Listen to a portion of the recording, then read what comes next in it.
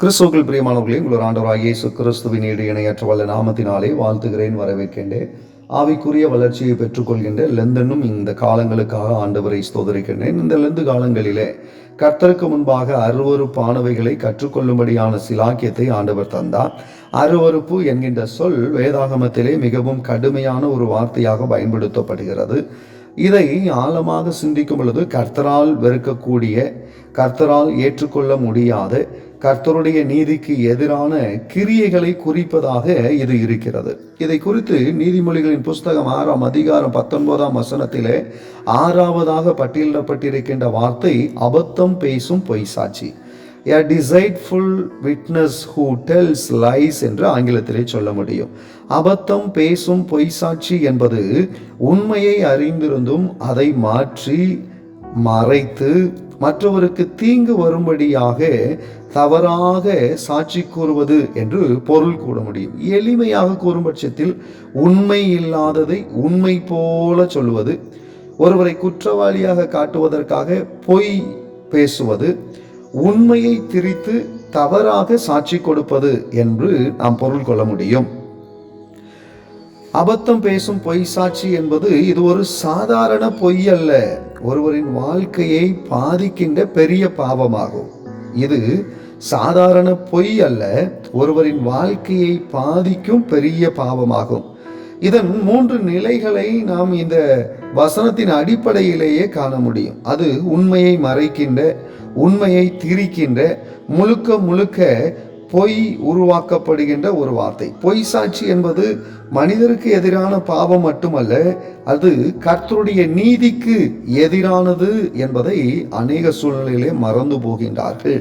பொய் சாட்சி என்பது நாவினால் செய்யப்படுகின்ற பாவம் அல்ல, இது இருதயத்தின் நிலையை வெளிப்படுத்தும் ஒரு கண்ணாடியாகும். பொய் சாட்சி ஏன் மிக கடுமையான பாவம் அப்படின்னு சொல்லி வேதாகமம் எச்சரிக்கிறதுனா, இது நீதியை அழிக்கிறது. நீதியை அழிக்கிறதுனா என்ன? நிரபராதியை குற்றவாளி ஆக்குகிறது. அது ஒரு பக்கம். இன்னொரு பக்கம் என்னன்னா, குற்றவாளியை நிரபராதியாக மாற்றுவதற்கான முயற்சி. இதுதான் நீதியை அளிக்கிறது. 2வது காரியம் வாழ்க்கையை நாசமாக்குகிறது. வாழ்க்கையை நாசமாக்குகிறதுனா குடும்பம் அது நிமித்தமா அவமானப்படுகிறது, உறவுகள் உடைந்து போகிறது, எதிர்காலம் பாதிப்புக்கு உள்ளாகின்ற காரியங்களை இங்கே நாம் புரிந்து கொள்ள முடியும். சமுதாயத்திலே நம்பிக்கையை உடைக்கின்ற ஒரு நிகழ்வு இது. மக்கள் ஒருவருக்கு ஒருத்தரை நம்ப முடியாத அளவுக்கு உண்மையின் மதிப்பை குறைக்கின்ற நிகழ்வு தான் இந்த பொய் சாட்சி. ஆவிக்குரிய பாதிப்பு என்ன ஏற்படும்னா, அது மனசாட்சியே செயல்பட விடாம கிரியைய சுயநலத்திற்காக செயல்படுத்துகிறதாய் மாற்றிவிடும். பாவம் தொடர்ந்து வளர்றதுனால ஆவிக்குரிய குறைபாடுகள் ஏற்படும் என்பதை நாம் புரிந்து கொள்ள முடியும். இதற்கான காரணிகள் என்ன அப்படின்னு சொன்னா, பொய் சாட்சிக்கான காரணிகள்ல பொறாமை, ஈச்சை, சுயநலம் அது மேலோங்கி நிற்பது. ஒருவேளை இந்த 3 காரியங்களும் என்னவா மாறும் அப்படின்னு சொன்னா, வெறுப்பா மாறும். வெறுப்பா மாறுறதுனால, அதிகார ஆசையினால, சுயநலத்தினால அது மற்றவர்களுக்கு பாதிப்பை உண்டு பண்ணக்கூடியதாக இருக்கிறது என்பதை வேதாகமும் நமக்கு தெளிவாக கற்றுத்தருகிறது. மத்தேயு என்பவர் எழுதிய நற்செய்தி நூல் 15ஆம் அதிகாரம் 19ஆம் வசனத்துல நம்ம கவனிச்சு பார்க்கின்ற காரியம் என்ன அப்படின்னு சொன்னா, இந்த மத்தேயு 15ஆம் அதிகாரம் 19ஆம் வசனம் நமக்கு கற்றுத்தருகின்ற காரியம், இந்த இருதயத்துல இருந்துதான் எந்த காரியங்கள்லாம் வரும் அப்படிங்கிற ஒரு பெரிய பட்டியலே அங்கே போடப்பட்டிருக்கு. எப்படி எனில், இருதயத்திலிருந்து பொல்லாத சிந்தனைகள், கொலை பாதகங்கள், விபச்சாரங்கள், வேசித்தனங்கள், களவுகள், பொய் சாட்சிகள், தூசணங்கள் புறப்பட்டு வரும், இவைகள் மனுஷனை தீட்டுப்படுத்தும் அப்படின்னு சொல்லி வேதாகமும் கற்றுத்தருது. இது மனுஷனை தீட்டுப்படுத்துகின்ற ஒரு காரியம். இருதயத்திலிருந்து புறப்பட்டு வருகிற இவைகள் மனுஷனை தீட்டுப்படுத்தும் என்று வேதாகமும் சொல்கிறது. ஆண்டவர் யாத்ராகமத்தின் புஸ்தகம் 20ஆம் அதிகாரம் 16ஆம் வசனத்தில் தெளிவா 9வது கட்டளையா கற்றுக் கொடுத்திருக்கிற காரியம், பிறனுக்கு விரோதமாய் பொய் சாட்சி சொல்லாதிருப்பாயாக. யாத்ராகமம் 23:1 நம்ம பார்க்கும் பொழுது, அபாண்டமான சொல்லை ஏற்றுக்கொள்ளாயாக, கொடுமையுள்ள சாட்சிக்காரனாய் இருக்க ஆகாதவனோடே களவாதிருப்பாயாக அப்படின்னு சொல்லப்படுது. அப்படின்னா என்ன அர்த்தம்? பொய் சாட்சியை பரப்பாதே, தீயவனோட சேர்ந்து பொய் சொல்றதுக்கு முயற்சி பண்ணாத அப்படின்னு சொல்லி வேதாகமம் கற்றுச் சொல்கிறது. பொய் சாட்சியின் ஆபத்து எப்படிப்பட்டதா இருக்கும் அப்படின்னு சொன்னா, நீதிமொழிகள் 19ஆம் அதிகாரம் 5-9 வசனங்கள்ல சொல்லப்பட்டிருக்க காரியம், பொய் சாட்சிக்காரன் ஆக்கினைக்கு தப்பான். பொய் சொல்றவன் என்னைக்குனாலும் அவனுக்கு ஆக்கினை உண்டு, அதுல எந்த பிரச்சனையும் இல்லை. பொய்களை பேசுகிறவனும் தப்புறது இல்லை, பொய்களை பேசுகிறவன் நாசமடைவான் என்று இந்த நீதிமொழிகள் 19ஆம் அதிகாரம் 5-9 வசனங்களிலே நாம் காண முடியும். நீதிமொழிகள் 14ஆம் அதிகாரம் 5ஆம் வசனத்துல கவனிச்சு பார்த்தோம்னா, பொய் சாட்சிக்காரன் பொய்களை ஊதுகிறான் அப்படின்னு சொல்லப்பட்டிருக்கு. அப்போ அது இல்லாத ஒன்றை இருப்பது போல உருவாக்குவது என்பதை வேதாகமம் மிகவும் தெளிவாய் உணர்த்துகிறது. நீதிமொழிகளின் புஸ்தகம் 25ஆம் அதிகாரம் 18ஆம் வசனத்துல கவனிச்சு பார்த்தீங்கன்னா, பிறனுக்கு விரோதமாய் பொய் சாட்சி சொல்லுகிற மனுஷன் தண்டாயுதத்திற்கும் கட்கத்திற்கும் கூர்மையான அம்புக்கும் ஒப்பானவன் அப்படின்னு சொல்லப்பட்டிருக்கு. தண்டாயுதம் அப்படிங்கிறது உருண்டையா இருக்கின்ற பண்டை கால ஒரு போர்க்கருவி. இது நேரடியாக தாக்கும் ஒரு ஆயுதம், உடனடியாக வலிய தரக்கூடியது. இரண்டாவது சொல்லப்படுகிற கட்கம் அப்படின்னு சொன்னா ஸ்வாட், அதை கத்தி அப்படின்னு சொல்ல முடியும், வால் இல்லைன்னா காண்டாமிருகத்தின் கொம்பை கூட அவங்க அந்த நேரத்தில் பயன்படுத்தியிருக்காங்க. இது நெருக்கமாக வெட்டுகின்ற, ஆழமாக காயப்படுத்துகின்ற ஒரு நிகழ்வை தான் இது சொல்லப்படும். இதை நம்ம தெளிவாக புரிந்து கொள்ள வேண்டிய காரியம் அதுதான். மூன்றாவது காரியம் கூர்மையான அம்பு. கூர்மையான அம்பு அப்படின்னு சொன்னா ஷார்ப் ஆரோ, அது தூரத்தில் இருந்து எதிர்பாராத காயங்களை உருவாக்குவது. இப்படிப்பட்ட பாவம் பொய் சாட்சி. அது பக்கத்தில் இருந்தும் வலியை உண்டு பண்ணும், ஆழமாகவும் வலியை உண்டு பண்ணும், தூரத்தில் இருந்தும் வலியை உண்டு பண்ணும். அப்படிங்கிறது தான் நம்ம இந்த பகுதியிலே காண முடியும். எபேசியர் 5ஆம் அதிகாரம் 25ஆம் வசனத்தில் அப்போஸ்தலனாகிய பவுல் ரொம்ப தெளிவாக சொல்றாரு, பொய்யை களைந்து அவனவன் பிறருடனே மெய்யை பேச கடவன் அப்படின்னு சொல்லி அவர் ரொம்ப தெளிவாக கற்றுக் கொடுக்கிறார். இதை நம்ம ஆதியாகமம் 39ஆம் அதிகாரத்தில் காண முடியும். யோசேப்பு எகிப்தில் போத்திபாரின் வீட்டில் வேலை செஞ்சுக்கிட்டு இருக்கிறாரு. யோசேப்பு நேர்மையும் தேவ பயமும் கொண்டவர். நேர்மையானவர் யோசேப்பு அப்படிங்கிறத நம்ம எப்படி புரிந்து கொள்ள முடியும்னா, யோசேப்பு கர்த்தரோட இருந்ததுனால எல்லாவற்றிலும் கர்த்தர் அவனுக்கு வெற்றியை கொடுத்தான். போத்திபார் வீட்டில் அவன் அடிமையாக தான் வந்தான். ஆனால் அவனுடைய கிரியையை பார்த்த போத்திபார் அவனை நம்பி வீட்டின் பொறுப்புகளை அவனுக்கு கொடுத்தான் என்று வேதாகமம் நமக்கு மிகவும் நேர்த்தியாய் கற்றுத்தருகிறது. இந்த 39ஆம் அதிகாரம் 7ஆம் வசனத்தில் அவனுக்கு விரோதமாக பொய் சாட்சி ஏற்படுத்தப்பட்டது. போத்திபார் மனைவி யோசேப்பை தவறா நடக்கிறதுக்கு அழைச்சாங்க. யோசேப்பு 2 காரியத்தை அவன் அந்த இடத்துல செஞ்சான். ஒன்று, தேவனுக்கு பயந்து மறுத்தான். 2வது, அவன் அந்த இடத்தை விட்டு ஓடுவதற்கு முயற்சிக்கும் பொழுது அவனுடைய வஸ்திரத்தை அவள் எடுத்துக்கொண்டான். இதனுடைய விளைவு எப்படிப்பட்டதா இருந்துச்சு அப்படின்னு சொன்னா, யோசேப்பு நிரபராதியா இருந்தும் சிறையில் அடைக்கப்பட்டான். ஆனா சிறையில் அடைக்கப்பட்டிருந்தாலும் கர்த்தர் அவனோடு இருந்தார். பாடுகள் மத்தியிலே பரிசுத்தர் அவனோடு இருந்தார். சிறையிலும் அவனை உயர்த்தினார், எகிப்தின் தலைவராக உயர்த்தினார். பொய் சாட்சி உங்களை கீழே விழத்தள்ளுறதுக்கு முயற்சி பண்ணலாம், ஆனா கர்த்தர் உங்களோடு இருக்கிறபடினால் நிச்சயமாய் அவர் உங்களை உயர்த்துவார் என்பதுதான் வேதாகமம் கற்றுத்தருகின்ற உண்மை. 2வது நிகழ்வு அப்போஸ்தலர் நடபடிகள் 6ஆம் அதிகாரத்துக்கு நேராக நம்ம கடந்து போனோம் அப்படின்னு சொன்னா, அப்போஸ்தலர் நடபடிகள் 6ஆம் அதிகாரம் 11ஆம் வசனத்திலிருந்து 13ஆம் வசனம் வரைக்கும் நம்ம கவனிக்கும் பொழுது ஸ்தேவானை குறித்து நமக்கு கற்றுத்தரப்பட்டிருக்கிறது. ஸ்தேவான் ஆரம்ப திருச்சபையிலே விசுவாசமுள்ள ஒரு சேவகர், பரிசுத்த ஆவினாலும் ஞானத்தினாலும் நிரம்பியவர், ஜனங்களுக்குள்ள அதிசயங்களையும் வல்லமையும் வெளிப்படுத்தினவர். அவருடைய வார்த்தைகளுக்கு எதிராக நிற்க யாராலும் முடியாத அளவுக்கு ஆண்டவர் அவருக்கு வல்லமையை கொடுத்திருந்தார். விசுவாசமும் கிருபையும் நிறைந்த ஸ்தேவா, அவருடைய வாழ்க்கை சத்தியத்திற்கான சாட்சியாக இருந்தது. இந்த நேரத்துல தான் இந்த ஸ்தேவானுக்கு விரோதமா பொய் சாட்சி எழுப்பப்பட்டது என்று வேதாகமம் கற்றுத்தருகிறது. சிலரால ஸ்தேவானை நேரடியா எதிர்க்க முடியாம போனாங்க. அதனால அவங்க ஒரு சதி செஞ்சாங்க. என்ன செஞ்சாங்க அப்படின்னா, 11ஆம் வசனத்துல பார்க்கிறோம், மோசேக்கும் கர்த்தருக்கும் விரோதமான தூஷணங்களை பேச கேட்டோம் அப்படின்னு சொல்றாங்க. 2 காரியம் சொல்றாங்க. ஒன்று, இந்த உலகத்துக்கு வந்த ஊழியக்காரன், இன்னொன்று உன்னதத்தின் தேவன். 2 பேருக்கும் விரோதமா இதை மனுஷன் பேச கேட்டோம் அப்படின்னு சொன்னாங்க. 2ஆம் வசனத்துல சொல்லப்பட்டிருக்கு, அதற்கேற்றாப்புல ஜனங்களையும் மூப்பரையும் வேதபாரகரையும் அவனுக்கு விரோதமாக எழுப்பி விட்டாங்க அப்படின்னு சொல்லி காண்கின்றோம். இதனுடைய விளைவு எப்படிப்பட்டதா இருந்துச்சு அப்படின்னு சொன்னா, ஸ்தேவான் ஆலோசனை சங்கத்தாருக்கு முன்பாக இழுத்து செல்லப்பட்டான். இழுத்து கொண்டு போய் விட்டுட்டாங்க. இழுத்து கொண்டு போய் விட்டு அவங்ககிட்ட தர்க்கம்லாம் பண்றாங்க. ஆனா 7ஆம் அதிகாரம் 60ஆம் வசனத்துல அவனுக்கு ஒரு தீர்ப்பு கொடுக்கப்பட்டது. இவனை எப்படியாவது கல்லறிந்து கொள்ளுகின்ற ஒரு சூழல். அவன் முழங்கால் படியிட்டு, ஆண்டவரே இவர்கள் மேல் இந்த பாவத்தை சுமத்தாதிரும் அப்படின்னு சொல்லி முழங்கால் படியிட்டு இந்த ஸ்தேவான் ஜெபித்ததை வேதாகமம் நமக்கு கற்றுத்தருகிறது. அவனுக்கு விரோதமா எழும்பினாலும் அவன் அதை குறித்து கவனிக்காம ஆண்டவருக்கு முன்பதாக அவருடைய இரத்த பாவத்தை இந்த பாவத்தை இரத்த பலியை நீர் எடுத்துக்கிடாதையும் அப்படின்னு சொல்லி ஆண்டவரத்தை பரிந்து பேசுகிறதை காண முடியும். பொய் சாட்சி எழும்பினாலும் விசுவாசத்துல நிலைத்திருக்கணும். அந்த விசுவாசத்துடைய கிரியை எப்படிப்பட்டதா இருக்குன்னா, மன்னிக்கும் இருதயம் உடையவர்களாய் நாம் இருக்க வேண்டும் என்று ஆண்டவர் நம்மை எதிர்பார்க்கின்றார். மூன்றாவது ஒரு நிகழ்வை நாம வேதாகமத்தின் அடிப்படையில் பார்க்கின்றோம். மத்தேயு என்பவர் எழுதிய நற்செய்தி நூல் 26ஆம் அதிகாரம் 59ஆம் வசனத்திலிருந்து 61ஆம் வசனம் வரைக்கும் பார்க்கும் பொழுது, நிரபராதிக்கு எதிரான பொய் சாட்சிகள். இயேசு கிறிஸ்து பாவமற்றவர், அன்பும் சத்தியமும் நிறைந்த வாழ்க்கை வாழ்ந்தவர், ஜனங்களின் நன்மைகளுக்காக போதித்தவர், ஜனங்களின் பலகீனங்களிலே விடுதலையை கற்றுக் கொடுத்தவர், அவருக்கு விரோதமா பொய் சொல்ல முடியாத வாழ்க்கை வாழ்ந்தவர் என்று அநேக பட்டியலை நம்மால் இட முடியும்.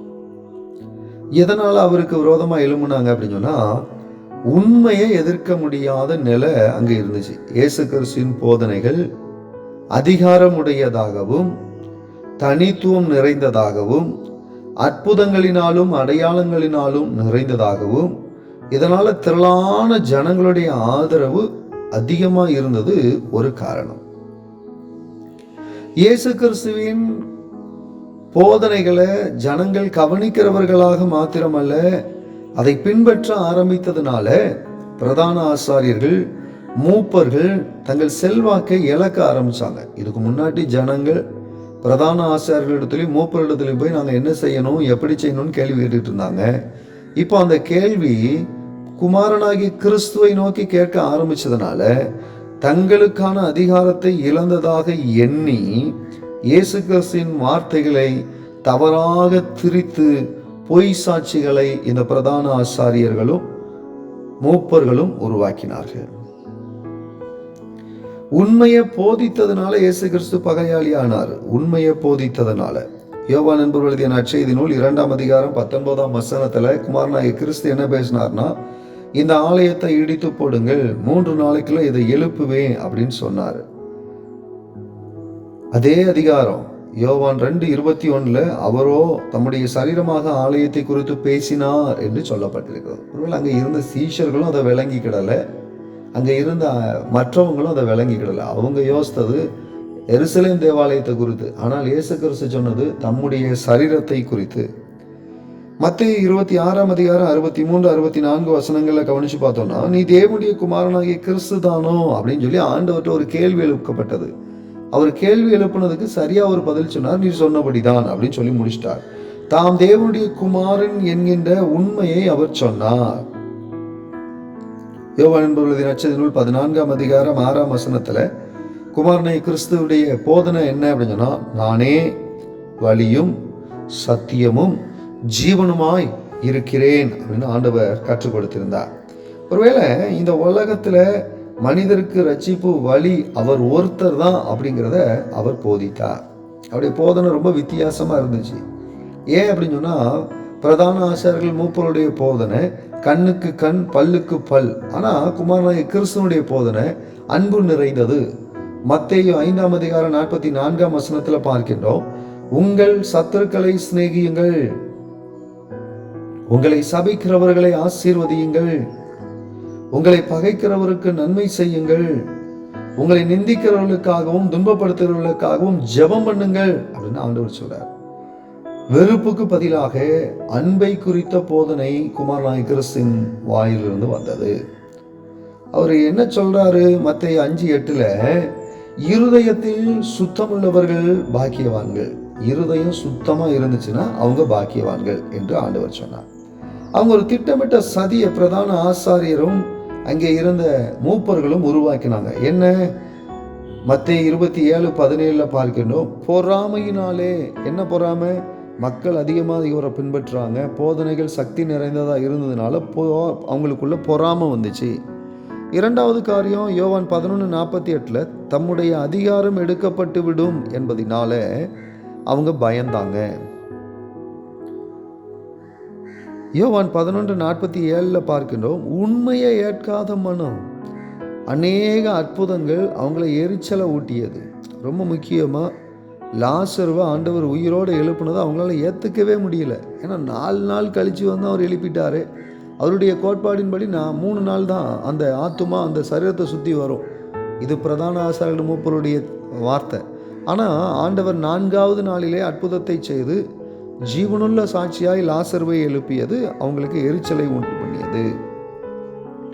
மத்தேயு 26 3-4 பிரதான ஆசாரியரும் மூப்பர்களும் தந்திரமாக இயேசு கிறிஸ்துவை பிடித்து கொலை செய்ய ஆலோசனை பண்ணினார்கள். மத்தேயு 26:59 காண்கின்றோம். பொய் சாட்சிகளை தேடினாங்க. 60 சொல்கிறது, அவங்க சொன்ன சாட்சி ஒவ்வவில்லை. அவங்க பொய் சொன்னாங்க, ஆனால் அந்த பொய் சாட்சி ஒன்றும் என்ன செய்யலை, ஒத்து போகலை. முன்னுக்கு பின்னு முரண்பாடு. பொய் அப்படின்னு சொன்னாலே முன்னுக்கு பின்னு முரண்பாடு வந்துவிடும். உண்மையானது ஒருபொழுதும் மாறாது, ஆனால் பொய்யானது மாறும், அது ஒத்து வராது என்பதை வேதாகமம் கற்றுத்தருகிறது. மத்தேயு 12:14-15 நீங்கள் கவனித்து பார்த்தோன்னா, பரிசேயருடைய திட்டம் இயேசு கிறிஸ்துவை எப்படியாவது அழிச்சிடணும்னு சொல்லி ஆண்டவர் அங்கேருந்து விலகி போனார். அப்போ இதே மாதிரி அவர் விலகி போகிறதுக்கு காரியம் இருக்கும். அப்போ நாம் என்ன செய்யணும்னா தந்திரமாக பிடித்து கொள்ள செய்யணும்.